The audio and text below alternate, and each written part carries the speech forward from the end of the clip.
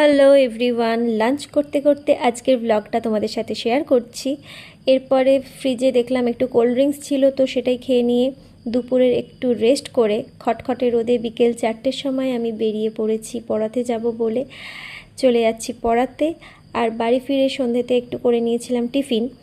আর এদিকে দেখি হালখাতায় পাওয়া একটা শনপাপড়ির প্যাকেট অনেক দিন ধরেই বাড়িতে ছিল, তো সেই শনপাপড়িটা কেটে খেয়ে নিচ্ছিলাম। যদিও আমি খুব একটা মিষ্টি প্রিয়সী মানুষ নই, কিন্তু তাও শনপাপড়ি খেতে আমি আবার খুব ভালোবাসি, বিশেষ করে ট্রেনের শনপাপড়িগুলো।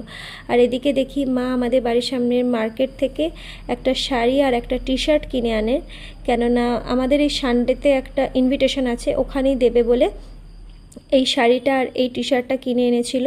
বেশ সুন্দর দেখতেও হয়েছিল। আর এদিকে আমি বসে গেছিলাম একটু ভিডিও এডিটের স্ক্রিপ্ট লিখতে। তো এভাবেই কাটলো আজকের দিনটা। তো চলো বাই, দেখা হবে অন্য কোনো ভিডিওতে।